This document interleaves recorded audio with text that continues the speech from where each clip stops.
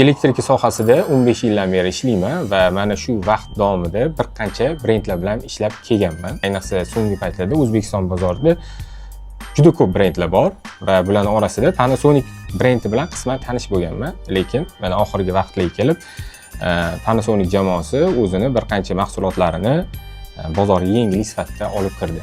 Kelinglar, sizlarga mana shu mahsulotlarni birin-ketin tanishtirib chiqaman. Avvalambor doim ko'zimiz o'rgangan vyuklyatorni ko'rsatmoqchiman. Panasonic mahsuloti, demak bu oldin Vico bo'lgan, hozirda Panasonic hamda Vico birlashib kelasi ushbu mahsulotlarni ishlab chiqarishyapti.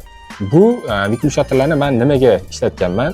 Ya'ni sifati masalasida meni hech qachon uyaltirmagan. Shuning uchun Vico bo'lib chiqqanda ham, Panasonic bo'lib chiqayotganda ham hozirgi kunda stabilni mana shu brendning mahsulotlaridan foydalanib kelyapman. Aynan priborlar masalasida vyuklyator yoki mana bu yerda rozetka turibdi. Ikkitali rozetka masalasida ham xuddi shu fikrimni bemalol eta olaman.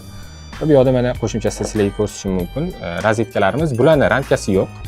Hozirgi kunda umumiy bozorda qaysi brend bo'lishidan qat'iy nazar ramkasi alohida chiqarilyapti. Buning sababi juda ko'pchilik bilsa kerak, ya'ni bizda 4 tali, 5 tali ramkalar bor.